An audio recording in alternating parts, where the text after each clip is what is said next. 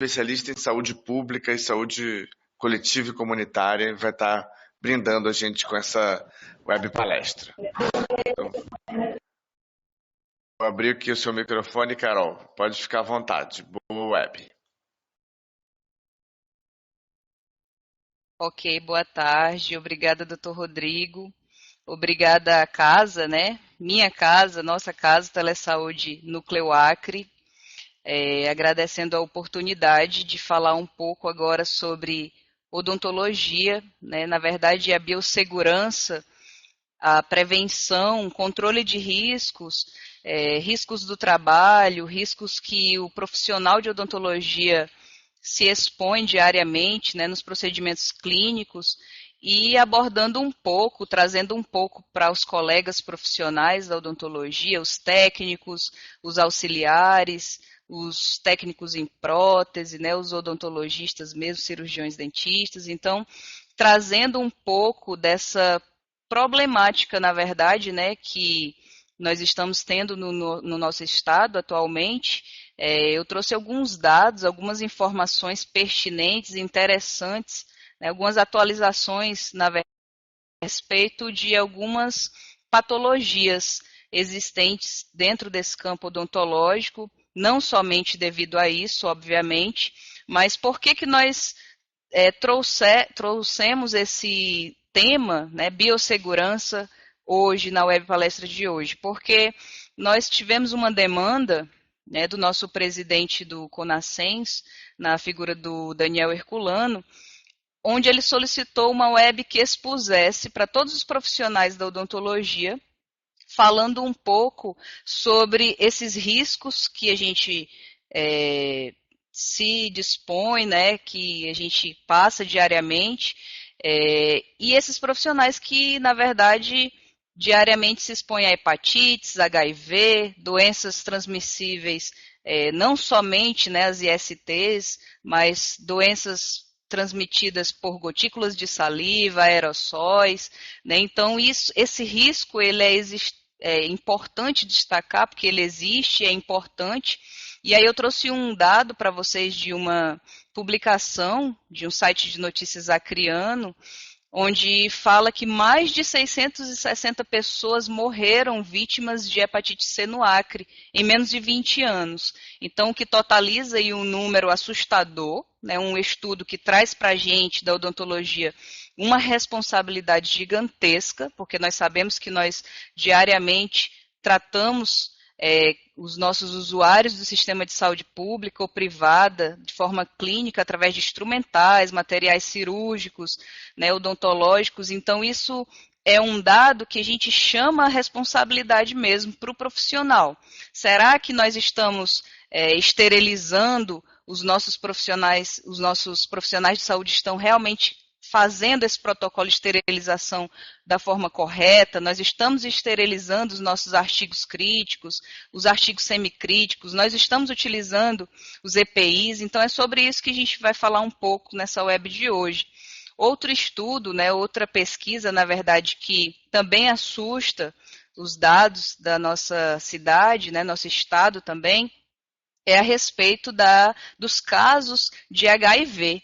Então, a gente consegue perceber que no Acre hoje nós temos mais de 1.300 casos, né, de infecções por HIV, uma IST, e mais uma vez eu destaco, né, que nem sempre as vias de transmissão, a via principal de transmissão é sexual, né? Então, às vezes, um artigo contaminado, ele pode sim ser o protagonista disso, né? Então, a gente sabe hoje que a incidência, né, a prevalência de novos casos no Acre só aumenta, né? Então, nesses primeiros meses do ano de 2019, a gente já consegue destacar mais de 71 novos casos, né, até o final do mês 8, né? Então, a gente consegue perceber a importância de se esterilizar os artigos da biossegurança.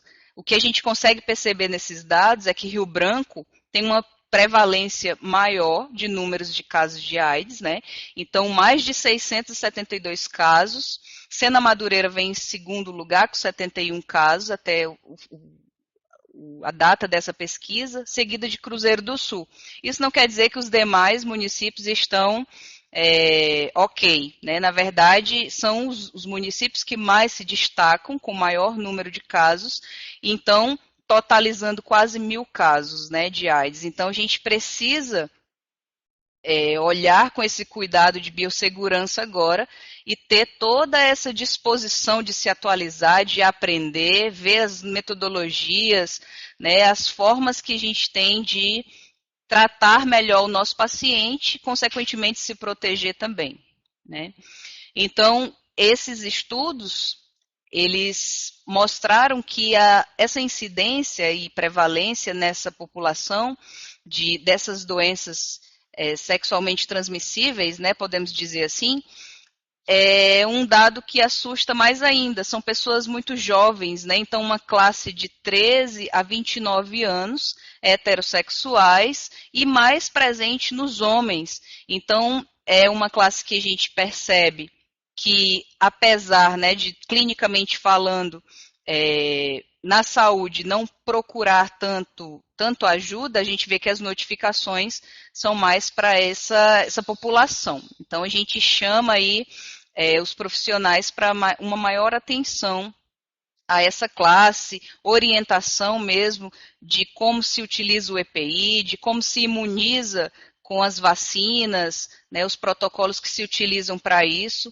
Então, é importante a gente falar sobre isso também. E é importantíssimo ressaltar que a forma de transmissão dessas ISTs, dessas patologias, não é somente odontológica. A gente está trazendo hoje para a odontologia, estimulando os profissionais que passem a ter um maior cuidado com esses instrumentais críticos cirúrgicos.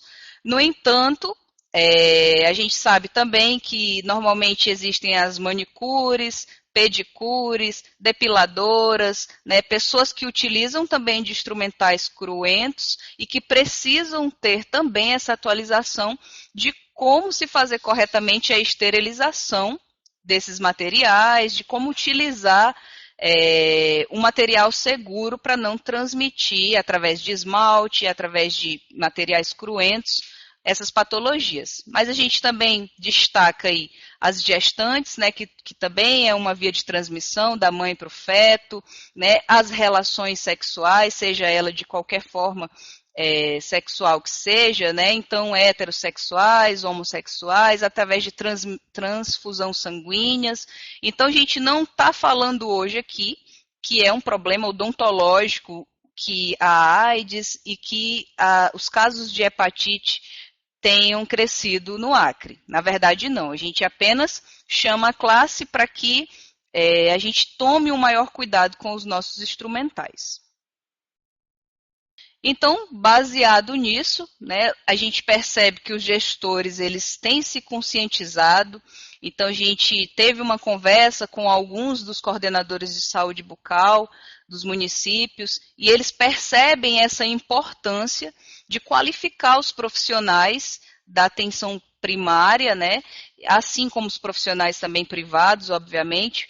Então, a gente vê cada vez mais a importância desse controle da infecção, da biossegurança, e como eu sempre digo, né, a educação permanente, continuada, ninguém nunca sabe tudo. A gente tem que se atualizar mesmo a todo momento com os manuais que o Ministério da Saúde libera nos portais, né? Então, a gente tem aí várias ferramentas que no final da web eu vou passar para vocês um pouco sobre isso, que a gente pode se atualizar e ler sempre que possível. Então, nós estamos falando agora de uma tecnologia que a nomenclatura chama de tecnologia dura, né? A tecnologia através de equipamentos, de instrumentais, de materiais. Na odontologia, a gente também trabalha com essa tecnologia leve dura, que é a tecnologia onde a gente começa a tratar esse paciente, esse usuário do sistema, desde uma anamnese, né? Então, será que você está pulando essa etapa, né? Uma anamnese ela é tão importante você saber se a pessoa que você está atendendo, ela é portadora de algum tipo de patologia infeccioso, transmissível. Então, essa questão da anamnese, ela não pode ser negligenciada. Ela deve ser abordada dentro da ficha clínica, do protocolo clínico e levado com muita responsabilidade, né? Porque, afinal de contas, ela faz parte também do nosso dia a dia clínico, né? E nos deixa mais respaldados. Obviamente que nós não vamos tratar com diferença qualquer profissional, qualquer usuário que tenha ou disponha dessas patologias. Na verdade, não. Apenas para que a gente tenha uma melhor abordagem dessas pessoas e em caso de notificação, que eu vou falar mais à frente sobre a notificação compulsória, é importante também que divulgue esse dado para o município para que ela tenha um suporte desse tratamento, tanto de hepatites, eu estou falando aqui dando um enfoque em hepatites, em HIV, mas são inúmeras as patologias que a gente consegue abordar nesse campo dessa clínica odontológica. Existe uma RDC, que é uma resolução de diretoria colegiada de número 50. Ela é um pouco antiga, ela é de 2002. E ela foi criada para justamente colaborar a esses profissionais que têm uma dificuldade de como... Ai, Carol, eu não sei como que eu abro um consultório bioseguro. Eu preciso de um biombo, eu preciso de divisórias, eu tenho que ter uma pia para lavagem das mãos, uma pia para lavagem dos instrumentais, como que é o meu almoxarifado, meu expurgo. Então, essa RDC, depois procurem lá no Ministério da Saúde, né, onde a Anvisa ela fala justamente sobre isso. Ela te dá um norte de como que funcionam as etapas desses projetos, como que tem que ser o ambiente ele pode ser consultório, com cadeira e parte de atendimento, né, mesa de atendimento ao mesmo tempo. Então, todo esse protocolo existe na RDC 50, disponível através da Anvisa, do Ministério da Saúde. Então, falando um pouco mais sobre as vias de transmissão dessas patologias, é importante a gente destacar a diferença das gotículas para os aerossóis, né? Então, as gotículas, elas tendem a ser um tamanho maior, né? Um tamanho considerável de saliva, onde um profissional que esteja exposto sem o uso do EPI, automaticamente é contaminado. Então, se você atende, a gente sabe que ultimamente muitos profissionais abdicam mesmo desse EPI, né? Ou utiliza somente a máscara. Eu não gosto do óculos porque ele embaça, eu não gosto da touca porque desarruma o meu cabelo. Então, o EPI, ele é um instrumento, na verdade, importantíssimo contra essas vias de transmissão. Então, essas gotículas, elas se depositam sobre o nariz. Então, a máscara, ela deve ser utilizada realmente cobrindo a asa do nariz, a entrada do orifício nasal, de forma que essas gotículas não alcancem a cavidade nasal. Os olhos, eles devem ser recobertos com óculos de proteção, né? Então, a touca também é crucial, vou falar um pouco mais à frente sobre ela. Então, as gotículas é a saliva basicamente pura, né? É uma partícula maior de saliva que entra em contato com o profissional que está atendendo, o seu auxiliar, o seu técnico, né? E entre outros pacientes que tenham esse convívio, esse contato entre uma sala com mais cadeiras. Diferente das gotículas, os aerossóis, eles são partículas pequenas, né? Algumas pessoas chamam de aerosóis também, né? Então, são partículas pequenas que elas, diferente da saliva, não são pesadas. Então, essas partículas, elas tendem a, entre aspas, voar, né? Ficar suspensas no ambiente. Então, um exemplo de aerossol, né? Quando a gente está utilizando ali a caneta de alta rotação, com as brocas diamantadas, e aí, de repente, aquela cavidade exala algum odor, ou exala alguma partícula mesmo. Então, toda e qualquer patologia que o paciente tenha na cavidade bucal, ela vai transmitir para os profissionais adjacentes, né? Então, é interessante que se utilize o EPI. Então, esse printzinho aqui dessa tela, vocês conseguem encontrar no Manual de Boas Práticas de Biossegurança em Odontologia, que foi feito pelo CRO de Santa Catarina. Então, ele fala que os aerossóis e as gotículas, eles podem ser evitados, né, de ter esse contato direto através do uso de dique de borracha, a gente sabe que no sistema público o dique de borracha é uma realidade, né, não existe mesmo, mas a gente tem que lançar mão, na verdade, de metodologias que abordem uma melhor biossegurança. Correto? Então, através de um EPI bem utilizado, a gente consegue driblar, né, a influenza, a gripe, a mononucleose, rubéola, sarampo, tuberculose, doenças atualmente que existe, grande parte delas, pelo menos, existe a imunização. Eu vou falar o esquema de imunização mais na frente. Então, o contato indireto é através do aerossol e da saliva, mas existe também aquelas patologias, gente, que são transmissíveis através do contato direto, ou seja, a partir do momento que eu pego nas mãos do meu paciente, cumprimento, ou dou um beijo no rosto, né, ou tenho esse contato mais direto mesmo, vou tirar um selfie pós-atendimento, né, bem modinha agora entre a odontologia. Então, todas as vezes que eu tenho esse contato direto com o meu paciente sem o uso do EPI, é transmissível, é passível de transmissão também. Micoses, conjuntivite, pediculose, né, que é o piolho, herpes simples, escabiose, que não é uma doença canina, né, apesar de que a gente tem essa cultura de que a sarna é uma doença canina, mas na verdade ela também é transmissível por contato direto. Então, como que eu posso driblar isso no meu atendimento? É óbvio que a gente não vai deixar de ter um contato direto com o paciente, mas eu posso, com certeza, lavar as mãos antes do atendimento, com sabonete enzimático, sabonete líquido. Eu posso lavar as mãos depois, passar um antisséptico, né? Posso fazer essa degermação, evitando, assim, essa transmissão, usando a touca, usando a máscara, né? Usando o EPI necessário para que isso não ocorra. Lembrando das mulheres também que têm os cabelos maiores, né, e homens que também têm esses cabelos maiores, que o cabelo solto, ele fica à mercê dessas doenças pediculadas, né? Então, apesar de não ter um contato direto, a gente fica à mercê disso, né? Coisa de colégio, né, que normalmente criança que aborda normalmente isso daí, mas a gente também traz aqui para dentro da clínica odontológica, é uma realidade, certo? Então, quais são as precauções que eu tenho que ter no meu dia a dia clínico para que eu não tenha ou tenha o mínimo possível de riscos do trabalho, riscos ocupacionais? O primeiro deles, né, que a gente pode falar com o maior... Ok, gente, desculpa a falha técnica, acontece nas melhores famílias.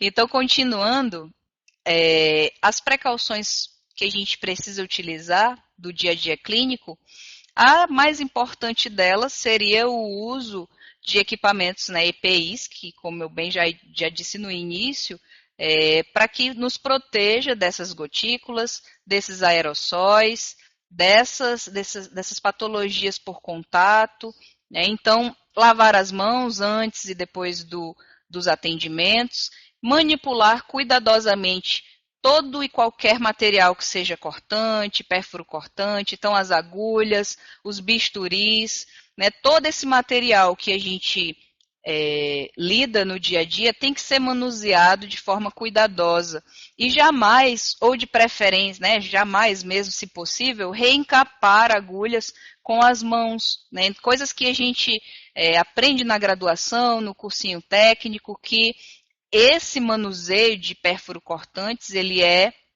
importante para que não ocorra acidentes, né, que causam o rompimento da pele, né, então um contato direto sanguíneo. Então, além disso, a gente também pode ter algumas precauções importantes como, por exemplo, a utilização de bandejas. Então, sempre que for manusear uma sonda exploradora, né, ou uma broca que foi utilizada em cirurgia e ainda tem a sujidade sanguínea, materiais mesmo com secreção, com exudato, com saliva, que a gente utilize, lance mão de bandejas clínicas, coloque esses instrumentais dentro dessas bandejas, acima das bandejas, para que a gente tenha um transporte mais efetivo e menos perigoso. Tomar muito cuidado também a respeito das caixas de descarte. Então, sempre aquela descarpaquezinha, aquela caixa amarelinha de descarte, ela não pode ultrapassar 2/3 da capacidade total, ou seja, a gente não pode extrapolar o limite dessa caixa com agulhas, com bisturis, porque ela precisa fechar, né? Então, depois, para que haja o transporte, ela precisa ser fechada e essa capacidade total dela tira um pouco desse foco. Então, sempre que a gente for trabalhar com esses instrumentais sujos, que a gente utilize de luvas, sobreluvas. A gente vê muitos profissionais que, às vezes, durante o atendimento, atende telefone, usa o telefone para mandar uma mensagem, né, por uma rede social, postar uma foto. Então, sempre que for utilizar o telefone, né, que você tire as luvas ou use uma sobreluva sobre a luva de procedimento para que não exista essa infecção cruzada, tá bom? Então, sempre que for utilizar de um aparelho telefônico que é altamente contaminado, que a gente utilize sobreluvas. Então, aqui é uma imagem onde mostra que o reencapamento de agulhas ele não é interessante e ele não é o principal método, né, que a gente utiliza para isso. Então, sempre que for reencapar alguma agulha, que faça isso sobre uma bandeja ou sobre uma bancada, sobre uma mesa auxiliar, certo? Para que não exista esse reencape com as mãos. E aí agora nós vamos falar um pouco sobre o fluxo desse processamento desses artigos contaminados. Então é interessante que exista uma ordem de cada uma das coisas que vão ser utilizadas dentro desse expurgo, dessa esterilização. A primeira delas é a lavagem, dispor de uma pia somente para lavagem de instrumental. Então, eu coloquei uma foto aí, onde fala a respeito dessa central de esterilização. E aí nós podemos ver que na ordem crescente nós temos uma pia, né, para lavagem de instrumental. Depois nós temos a cuba de ultrassom ou a bandeja que vai ser utilizada para a imersão desse material. Depois nós seguimos o fluxo dessa esterilização de imersão com a secagem, o empacotamento dos graus cirúrgicos e, por último, a esterilização. E mais à frente eu vou falar um pouco também sobre o armazenamento desses instrumentais. Então, o fluxo ele segue da seguinte forma. Primeiro, eu deixo o meu instrumental sobre imersão com produto enzimático, sabão enzimático, glutaraldeído, ou até mesmo quem dispor da cuba do ultrassom durante 15 minutos de imersão ou na ultrassom. Depois eu vou fazer a lavagem, o enxágue manual. Muito cuidado durante o manuseio do instrumental pérfuro cortante. Então, sempre utilizar luvas emborrachadas, não a luva de látex, a luva de limpeza pesada mesmo, que ela é uma luva mais grossa. Então, depois disso, eu vou fazer a secagem desses instrumentais. O que a gente vê também que tende-se a errar é que eu deixo o meu material secando ao ar livre, né, esperando que ele seque. Lembrando que o instrumental, ele não é louça que a gente utiliza na cozinha, né? O instrumental, ele deve ser secado de preferência com papéis descartáveis. Então, você seca o material com papel descartável, passando assim para a próxima parte, que é a parte da embalagem, né, da selagem desse instrumento, desse grau cirúrgico. Então, lembrando que as embalagens elas devem ser bem lacradas, bem fechadinhas, seladas, escrito a data, o auxiliar ou o técnico ou o dentista que fez a esterilização, né? Então coloca sempre o seu nome, a data que está esterilizando e somente após você esteriliza, e eu vou falar um pouco sobre esterilização daqui a pouco, e depois disso a etapa final, que é o armazenamento desses instrumentais. E aí, falando um pouco agora sobre a imunização dos profissionais, o que a gente consegue perceber é que muitos profissionais não têm ainda essa ciência de que existem vacinas específicas para que a gente se imunize, né, e fique mais seguro a respeito de algumas dessas patologias. Então, é importante que o profissional saiba que existe a vacina da hepatite B, que é um esquema de 3 doses, existe a vacina da influenza, da pneumococcus, né, que é aquela que a gente tem um reforço a cada 5 anos, é uma dose anual. Existe a tríplice viral, que ela serve tanto para o sarampo, cachumba, rubéola, né? Então, nós temos várias vacinas que elas têm essa questão do reforço, essa questão do número de doses que deve ser respeitada. Então, qualquer dúvida, nós temos lá no site da Sociedade Brasileira de Imunização a atualização de 2019 e 2020 sobre quais são as principais vacinas a serem utilizadas pelos profissionais de saúde, ok? Gente, lembrando, era para eu ter falado isso no início, mas quem quiser depois estudar esse slide, ter esse slide no seu computador, no seu celular, você pode baixar aí nessa setinha à esquerda, tá? Que aí você faz o download do arquivo. Então, tudo que eu estou passando aqui, vocês conseguem fazer o download e estudar depois, tá bom? E aí agora falando a respeito da notificação compulsória, né, que é um artigo bastante antigo, né, desde 1975, o artigo que fala que é dever de todo cidadão comunicar à autoridade sanitária a ocorrência de alguma doença transmissível. E isso é obrigatório também para médicos e profissionais de saúde que estejam exercendo a sua profissão clinicamente e tenham essa ciência. Então, essa notificação ela deve ser confirmada, né, ela deve ser realizada para que esses pacientes tenham o acompanhamento dessas patologias por órgãos competentes.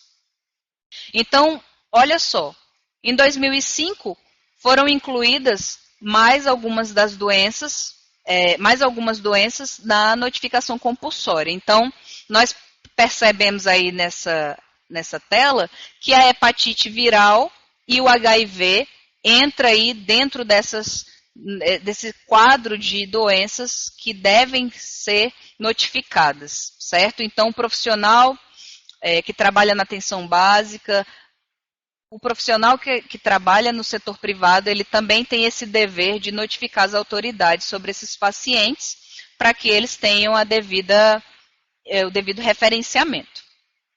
E agora, o enfoque dessa palestra, né, de hoje é a respeito da esterilização dos artigos. Então, nós temos na odontologia os artigos críticos, semicríticos e os não críticos. O que quer dizer isso? Os artigos críticos são aqueles cruentos, cirúrgicos, né? É um cabo de bisturi que eu utilizo e teve contato com sangue, é uma broca de secção odontológica que a gente utiliza para dividir as raízes do dente. Então, é aquele instrumental que a gente utiliza em cirurgia. O semicrítico é aquele material que tem contato com saliva, mas não tem com sangue. Por exemplo, uma moldeira, né, para moldagem de prótese, ou o próprio odontoscópio, né, o espelhinho clínico. Então, ele também é um material semicrítico, porque vai em contato com saliva. E algumas pessoas perguntam, mas eu utilizei o espelho em uma pessoa, não teve contato com sangue, eu posso utilizar em outra? Jamais. Artigos semicríticos, eles devem ser esterilizados, tais qual qualquer outro dos artigos críticos também. E os não críticos são aqueles materiais que não entram em contato nem com sangue, nem com nenhum tipo de secreção. Então, gente, a esterilização, ela aborda dois tipos principais. Nós temos hoje a esterilização por via física, que é quando a gente utiliza uma autoclave ou a nossa antiga, né, e aposentada estufa. A estufa ela não não deve mais ser utilizada, e eu vou falar à frente por quê. E a forma de esterilização química, que é através das fórmulas químicas, né? O que a gente mais utiliza hoje na odontologia é o glutaraldeído a 2% ou o ácido peracético a 0,2%. Então, lembrando que os artigos metálicos, os instrumentais cirúrgicos, eles devem ser esterilizados através de esterilização física. Então, eles devem ir na autoclave. Já os artigos que não são tão sensíveis assim, né? A gente pode lançar mão da esterilização química. Então, nos casos das moldeiras, de alguns equipamentos instrumentais semicríticos, a gente pode utilizar, sim, o nosso ácido peracético, o nosso glutaraldeído sem problema. Então, a autoclave, ela funciona da seguinte forma. Ela funciona com temperatura elevada, normalmente acima de 100 graus, 130 graus, né? Varia entre 90 a 130 graus, com pressão e umidade. Ou seja, a gente costuma dizer que é uma panela de pressão, né? É onde a gente coloca o instrumental ali e através da ação da temperatura, da pressão, da umidade, a gente consegue agir sobre as bactérias. Então, como que acontece esse processo de esterilização? O que a esterilização faz sobre o micro-organismo? Ela vai agir, a esterilização física principalmente, inicialmente sobre a membrana celular da célula, né? Então ela vai fazer esse desmoronamento dessa membrana celular, atingindo depois a camada mais profunda, que é onde ficam as proteínas dessa célula. Então, depois que ela desnatura todas essas proteínas e ultrapassa essa camada, essa segunda camada celular, ela chega no nosso núcleo celular. E é lá onde a esterilização vai agir. Ela vai desregular, né, vai agir sobre o DNA e o RNA dessa célula, causando aí a morte celular. A imagem fala por si só, né, as células totalmente dissolvidas. Então, existe realmente essa morte celular do processamento de esterilização física. E aí, no mercado hoje, existem alguns tipos de autoclaves. A que a gente utiliza no consultório, essa autoclave mais corriqueira, a gente chama de autoclave gravitacional, né? Uma esterilização gravitacional. Como que existe? O nome por si só já está falando. É quando o ar mais frio, que é mais denso, ele tende a sair por um ralo e é evaporado.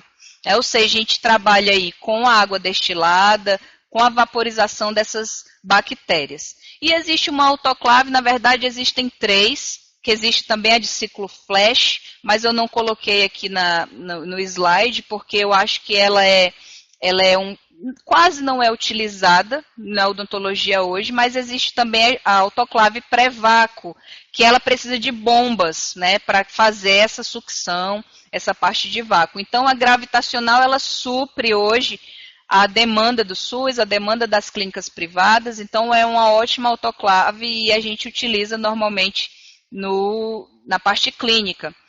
Como que ela age? Essa autoclave gravitacional, dependendo da marca, ela pode variar aí entre 121 graus até 123.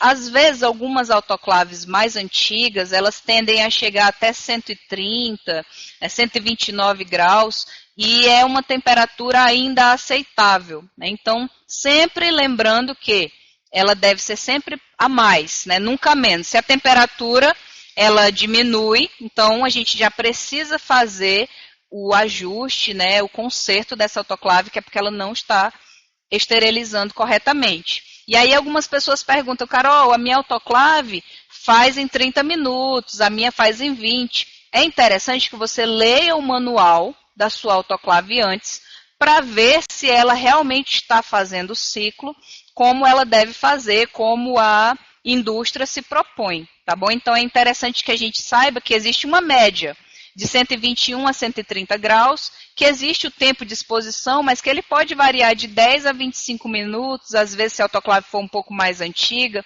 até 30 minutos, normal. E aí, a diferença principal entre autoclave e estufa. A estufa, gente, ela foi abolida porque ela tem um lado negativo. A estufa, antigamente, né, os profissionais tinham essa tendência a começar a esterilizar, faltava instrumental, abria-se a estufa, né, interrompia esse processo de esterilização, tirava os materiais e utilizava. Será que esse material estava estéril? Não, né?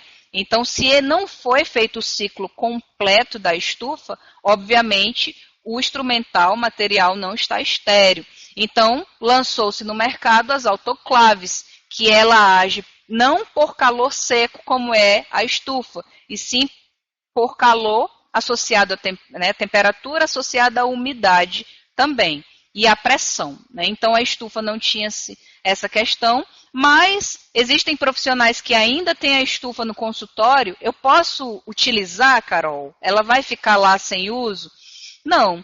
A gente consegue utilizar a estufa ainda para esterilização de instrumentais de ortodontia, né, esterilização de alguns tipos de brocas. Então, ela, de todo modo, ela não é sem uso, né? Ela não vai ficar sem uso.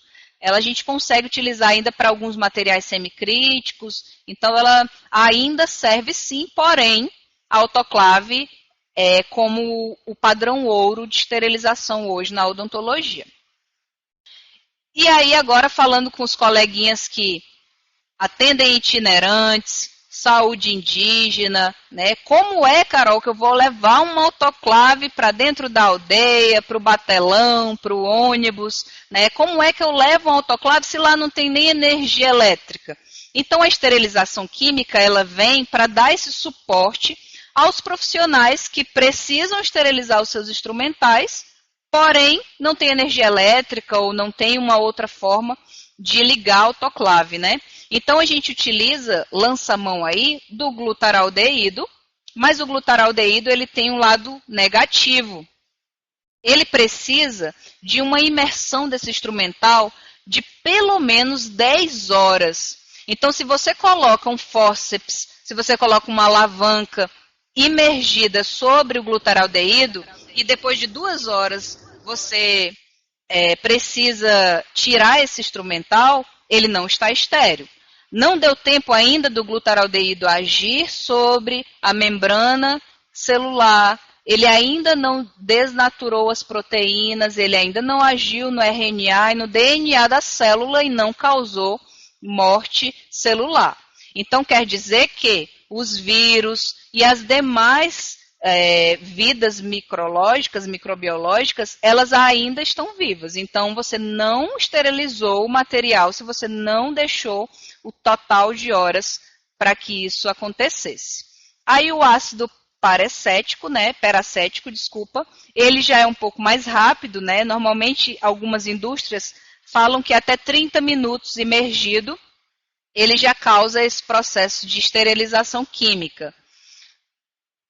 Então, o glutaraldeído, entre todos os esterilizadores químicos, ele entra como o guti-guti, né? Ele entra como o mais importante e o padrão ouro dentro dos químicos, tá bom? Então, ele é 2%, ele vai ser um bom esterilizador químico. Essa tabelinha aqui, gente, ela é bem interessante e ela também está disponível no manual de odonto, tá? Da Anvisa 2006. Então, quem for baixar aí para download depois, pode baixar o manual, é bem interessante e ele fala a respeito de cada um dos métodos de esterilização. Ele fala sobre hipoclorito. Algumas pessoas costumam dizer, né? E se eu deixar o meu instrumental de molho no hipoclorito, ele vai ser esterilizado? Na verdade, hoje a Anvisa preconiza o glutaraldeído ou o ácido peracético, tá bom? Então, esses são os padrões de escolha. O glutaraldeído, ele entra para a parte de desinfecção, não esterilização desses artigos críticos. Então, quando eu vou fazer essa esterilização com um esterilizador químico, é importante que eu saiba que eu preciso me proteger. Então, eu preciso utilizar EPIs próprios para que eu consiga manusear esse esterilizador, né, o glutaraldeído, por exemplo, sem que eu me contamine. Então, eu precisaria utilizar aventais, luvas de borracha, né, óculos, máscaras para vapores orgânicos, porque o glutaraldeído ele cria esse vapor orgânico e se você respirar ou cair sobre a mucosa, né, sobre os olhos, eles tendem a prejudicar. Então, a gente precisa sempre lançar mão junto dele de EPIs importantes, certo? E aí nós temos os dois principais métodos de esterilização odontológica hoje, né? O nosso papel crepado ou papel Kraft, né, como costumam dizer, e o nosso grau cirúrgico. Qual que é o padrão ouro? O grau cirúrgico hoje ele vem com uma tecnologia, que eu vou falar mais à frente, de selamento, de processamento visual. Então, ele tem algumas características próprias, mais específicas e mais evoluídas do que o papel crepado. Mas isso não quer dizer que o papel crepado não esterilize, né? Não tem essa barreira de infiltração da umidade da água destilada, ultrapassar e chegar até o instrumental. Então, essas duas formas, elas são aceitas pela Anvisa hoje, são as mais utilizadas. Existe uma resolução, uma outra RDC, né, de 2008, que ela fala a respeito da esterilização química. Então, algumas pessoas falam, Carol, essa RDC proibiu a esterilização química. Então, se a gente for ler aí no artigo 2, ele fala exatamente o seguinte, que fica suspensa a esterilização química por imersão, utilizando agentes esterilizantes líquidos para o instrumental cirúrgico e produtos para a saúde, utilizando procedimentos citados. Então, gente, para que você não crie, né, uma barreira aí com a vigilância, é interessante que, se você dispõe de energia elétrica, se você dispõe de uma autoclave ou de uma estufa, de preferência a autoclave, que você lance mão da esterilização física, através da autoclave, com água destilada, da forma mais corriqueira. A esterilização química, ela foi inclusive suspensa, mas em casos de atendimentos odontológicos rurais, indígenas, onde essa esterilização é mais complicada por não se ter a energia elétrica, a gente lança a mão do esterilizador químico desde que eu deixe submerso durante pelo menos 10 horas, certo? E aí, gente, a esterilização ela pode ser monitorada. Como? Existem duas formas de monitoramento. Para eu saber se a minha autoclave, se o meu instrumental está esterilizando bem, foi realmente esterilizado. Então, existem os métodos de monitoramentos físicos e os químicos. Então, eu vou falar um pouco de cada um deles. Os físicos são esses aqui demonstrados na figura. Olha só, então, aí nós temos uma foto de uma autoclave e o painel digital dela falando que o ciclo foi terminado, ou se o ciclo ainda está em andamento, se a autoclave está aquecendo, ou se ela já está esterilizando, ou se ela já terminou ou iniciou o ciclo dela. Então, como que eu monitoro fisicamente o meu processo de esterilização? Através do painel da minha autoclave, certo? E existem os métodos de monitoramento, que a gente chama de monitoramento biológico. Então, aqui nós temos os frascos de indicadores biológicos, né, que a gente sabe que, por exemplo, na atenção primária é mais complicado, porque é um método mais caro, né, então, normalmente a gente não dispõe no SUS, mas é o método que a gente chama de padrão ouro. Então, essas ampolas, elas já vêm com os bacilos esporulados dentro dessa ampolazinha, né? E aí a gente tem as de segunda, de terceiras, quartas gerações, que a gente coloca dentro da autoclave, né? E faz toda essa esterilização para ver se existe essa mudança de cor dos bacilos que existem dentro dessas ampolas, certo? Mas aí existem os métodos mais baratos, mais utilizados hoje na odontologia, que são os métodos químicos. Então, existe o físico, que eu falei que é o digital, que a gente olha através do painel digital da autoclave. Existem os biológicos, que são com as ampolas, e existem os químicos, que são mais visuais, propriamente ditos. Existem as fitas autoclaváveis. Então, quando a gente utiliza o papel crepado para autoclavar nossos instrumentais, a gente observa que eles tendem a mudar de cor. Então, nessa primeira figura aqui, a gente vê que a fita que era branca, depois que sofreu a esterilização, mudou para preta, né? Então, a gente sabe que aquele instrumental está esterilizado porque houve a mudança de cor das listas da fita, certo? Um outro método químico são as fitas. Algumas autoclaves, elas já mandam junto com a autoclave essas fitas, onde você coloca dentro do grau cirúrgico, junto com o instrumental que você vai esterilizar, esteriliza normalmente e depois, quando você abre o grau cirúrgico, você vai olhar e visualizar, ver se houve a mudança de cor, como o manual vai preconizar. A cor que vai mudar depende muito da marca que você comprou. Então, esses monitoramentos químicos de esterilização são utilizados, são mais baratos também. E o que a gente mais utiliza no dia a dia, que é através do grau cirúrgico.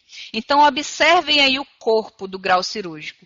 Nós temos aí a tripla selagem. Então, como que eu sei que esse meu grau de fato lacrou a minha embalagem, esterilizou o meu fórceps ou qualquer outro material que eu esteja esterilizando? Como que eu vou saber, Carol, se foi esterilizado de fato ou não?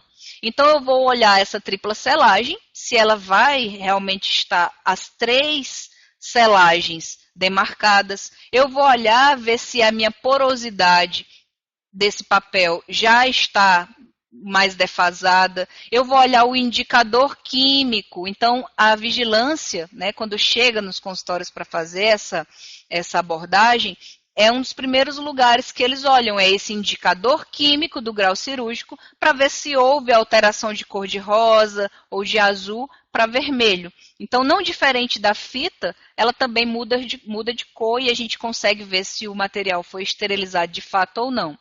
E aí vem a pergunta, Carol, eu posso utilizar de novo o grau cirúrgico que eu já esterilizei alguns fórceps? Nunca, jamais você deve reutilizar grau cirúrgico. Uma vez que ele é utilizado, os poros que existem na superfície dele são fechados. Então, uma vez que esses poros são fechados, na segunda esterilização, não existirá mais a ultrapassagem da água destilada para o instrumental. Até pode existir, mas de um número bem diminuído, e isso quer dizer que o material não está estéril. Ou seja, aí vem a consciência, né? Vem aquela velha consciência do profissional. Eu aprendi na web palestra do Telesaúde que eu não devo reutilizar grau cirúrgico. Será que você vai reutilizar esse grau e vai dormir com a consciência tranquila de que você vai estar possivelmente transmitindo a outras pessoas vírus, micro-organismos que ainda estão presentes nesses instrumentais? Então, fica a dica, né, para que a gente faça essa esterilização de uma forma correta, para que a gente não seja responsável por transmissão de doenças, patologias tão severas. E aí vem a questão do armazenamento. Aí muita gente fala, não, eu esterilizei, tá tudo certo, o meu grau mudou de cor, né? O indicador químico mudou de cor, ele estava bem selado, aí vou guardar. Se você guarda um instrumental que foi esterilizado num grau cirúrgico ou no papel crepado, ele não é eterno. Ele deve ser, ele tem uma quantidade de dias que a vigilância preconiza que seja de no máximo 15 dias e no mínimo 7 dias, então não ultrapassando 2 semanas essa esterilização. Então, se você esterilizou um fórceps em uma cirurgia que você fez hoje, daqui um mês, quando você for utilizar, ele já não está mais estéril, porque a validade é de no máximo até 15 dias. A gente preconiza até 7 dias, né, para ter uma maior segurança. Outra coisa, onde você guarda o seu instrumental? A vigilância também preconiza que tem que ter no mínimo 20 centímetros de distância do chão. Então pode ser em um armário, pode ser em uma gaveta, desde que ele não esteja escorado, né, bem justo à parede ou ao chão. Então tem que ter essa distância da parede e do chão para que não tenha acesso por animais, né, animais que podem ter acesso a esse grau cirúrgico. Outra coisa, desculpa, voltando um pouquinho, outra coisa importante também a respeito do armazenamento é que principalmente o auxiliar de saúde bucal, o técnico de saúde bucal, ele tem que ter essa responsabilidade, né, ter chamar para si essa responsabilidade de que é importante, gente, verificar se os graus cirúrgicos, se o papel crepado, ele está ainda intacto. A gente sabe que no dia a dia clínico são muitos pacientes para atender, muitas fichas, né? E aí o que acontece? A gente finda manuseando com muita pressa esse material e aí o saco rasga, o grau cirúrgico ele tende a rasgar. E aí rasga partículas tão pequenas, fissuras tão pequenas no papel que a gente finda não vendo. Então, sempre após o início, após o atendimento ou antes do atendimento, é importante que a gente veja se ainda está tudo intacto, está tudo lacradinho, fechadinho, porque é importante essa questão de esterilização. Uma vez que o material estava em um papel crepado ou um grau cirúrgico rasgado, ele deve ser esterilizado novamente. Se ele for utilizado de forma aberta, você vai ficar ciente de que você está utilizando no seu paciente, no usuário do sistema, um material que não está esterilizado. Então, fica aí a questão da responsabilidade. E aí, hoje em dia, nós temos a modinha, né, dos jalecos coloridos, as touquinhas coloridas, pessoas que não usam touca, né? Não, touca prende meu cabelo, o óculos, ele machuca minha orelha, né? Então, a gente tem todo e qualquer tipo de desculpa dos profissionais para não utilizar o EPI. Mas o que acontece? Durante um procedimento cirúrgico, onde você está fazendo uma secção odontológica, por exemplo, usando uma broca cirúrgica para seccionar o dente, e se respingar desse paciente uma gotícula, ou que seja aerossol, contaminado, sanguíneo ou de secreção, contaminado, e pairar sobre o olho, né? Ou pairar ainda sobre a mucosa nasal, sobre a boca. A gente sabe que o olho, ele é altamente absorvível. Então, toda e qualquer secreção, exudato, líquido que caia sobre ele, ele vai absorver muito rápido. Então, às vezes, a gente não gosta do EPI, ou se sufoca, né? Tem pessoas que acham que fica sufocada. Então, a gente, infelizmente, ou felizmente, melhor dizendo, né? A gente tem que se adaptar, na verdade, e utilizar, e lançar mão, desde que seja da forma correta. Então, a touca ela é importante, o óculos, a máscara, né? Jalecos, luvas, descartáveis ou não. E aí entra o apelo aos profissionais colegas sobre o jaleco, né? A gente vê muitos profissionais que utilizam o jaleco fora do seu local de trabalho. Não, mas eu vou só ali na vendinha, na Dental, comprar alguma coisa e aí vai com o jaleco. Você acabou de levar toda a bateria de micro-organismos que você atendeu durante aquele dia para fora da clínica. Então, sempre tenham sacolas ou bolsas específicas para que você carregue esse jaleco consigo. Se for descartável, o nome já está falando, ele não é eterno, deve ser descartado. Utilizou uma vez, joga fora, tá bom? Então, é preconizado que você não reutilize nenhum tipo de EPI. Ah, mas o meu jaleco é de tecido, eu vou precisar lavar. E aí vem a abordagem a respeito das lavagens. Então, se você utiliza o jaleco e depois você lava o jaleco junto com as demais roupas que você utilizou, que sua família utilizou, você está transmitindo essas bactérias para as outras roupas de outras pessoas ou as suas próprias, né? Então, os jalecos, eles devem ser lavados separadamente, sempre expostos de preferência ao sol. Então, tenham esse cuidado também a respeito dos EPIs. A gente sabe também que existem profissionais que usam a máscara para aparar queixo, né? Como a gente sempre brinca.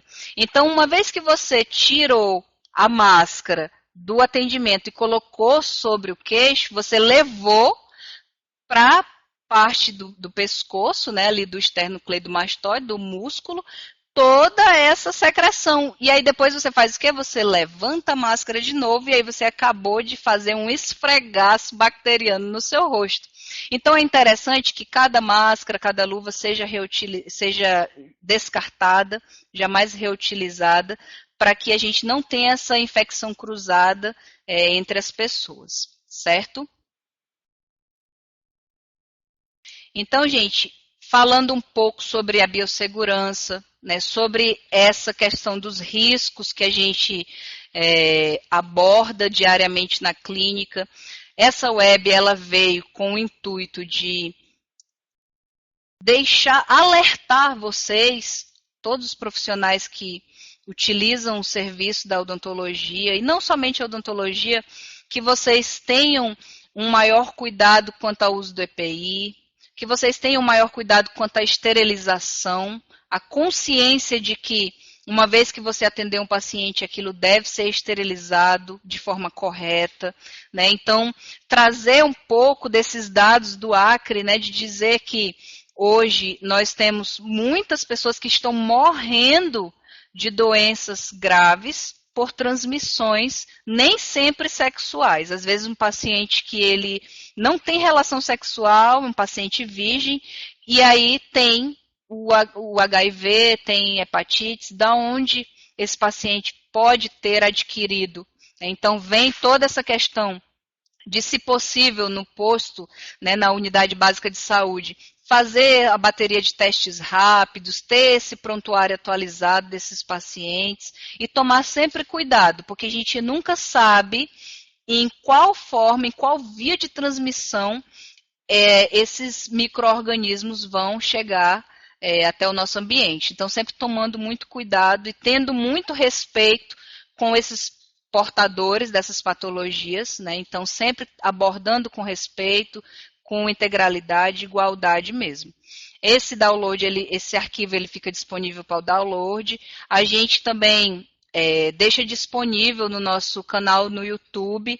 Então, acessem lá o nosso canal do YouTube, vejam as nossas web palestras anteriores, né, com os profissionais que já passaram pelo núcleo de telesaúde. Então, depois você pode baixar o vídeo, assistir com um pouco mais de calma. Nós vamos enviar aqui o link para vocês para vocês adquirirem, fazer a solicitação do certificado. O certificado, ele é online, então ele vai para o seu e-mail. Você vai preencher esse formulário com seu e-mail, com seu nome, seus dados, e depois de aproximadamente uma semana, no máximo, nós mandamos no e-mail de vocês a certificação. O certificado é emitido pelo Núcleo de Telesaúde, certo? Então, a gente agradece e nós vamos abrir aqui para as dúvidas, né? Agradeço a presença de todos vocês e a gente abre um espaço para as dúvidas, né? Se vocês tiverem alguma dúvida quanto à apresentação, quanto a algum protocolo, a gente volta e discute sem problema. Nesse íconezinho aqui do bate-papo, nessa janela onde tem escrito bate-papo, você pode digitar a pergunta ou quaisquer dúvida que a gente responde. Ailce Oliveira, parabéns pela web, excelente temática. Obrigada, Ailce. Enfermeira participando também. Legal, equipes unidas, né? O multiprofissionalismo. Legal, obrigada, minha colega.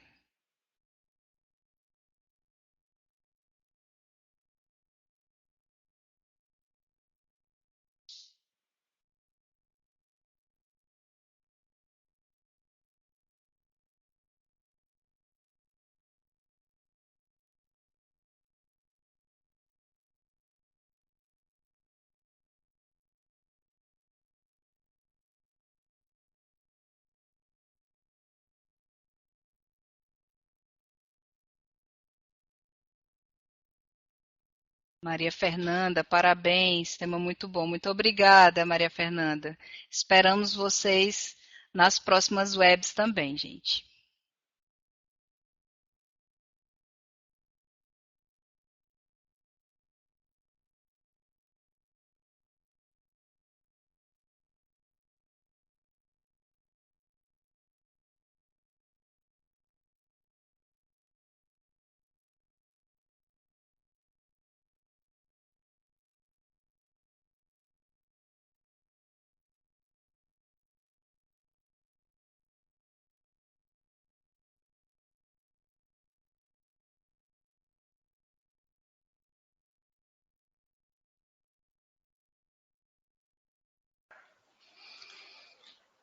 Olá, pessoal. Aparecendo aqui só para parabenizar a Carol pela web palestra e, e só reforçar que a gente está com um novo horário após a consulta aos representantes dos municípios. A gente está com um novo horário de web palestras, não é mais pela manhã, é à tarde, então às 15 horas. Vou voltar para Carol, então, para responder algumas dúvidas aqui.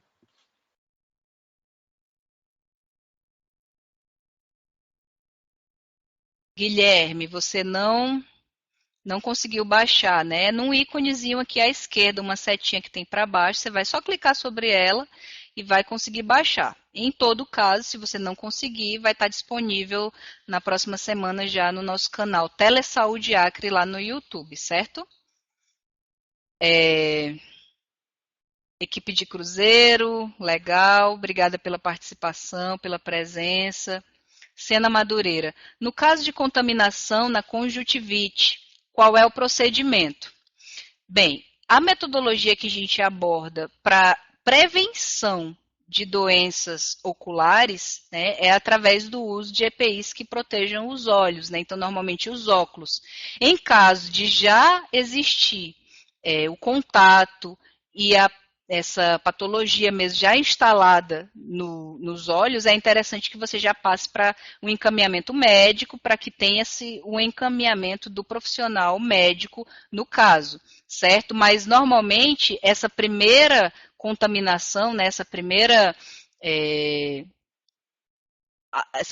primeiro contato mesmo com essa secreção, esse líquido nos olhos, a gente indica que lave, né, com soro fisiológico ou água corrente, em caso disso, né, de haver a contaminação, e que seja encaminhado para o profissional médico, certo, Sena Madureira?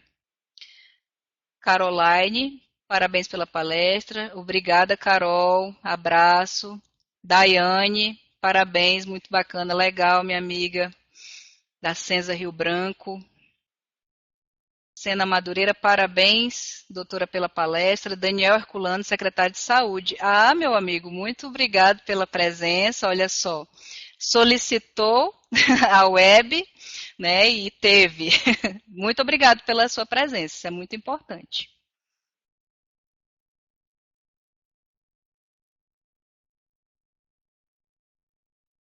Parabéns, obrigada. Se houver uma contaminação com o sangue, o que devo fazer?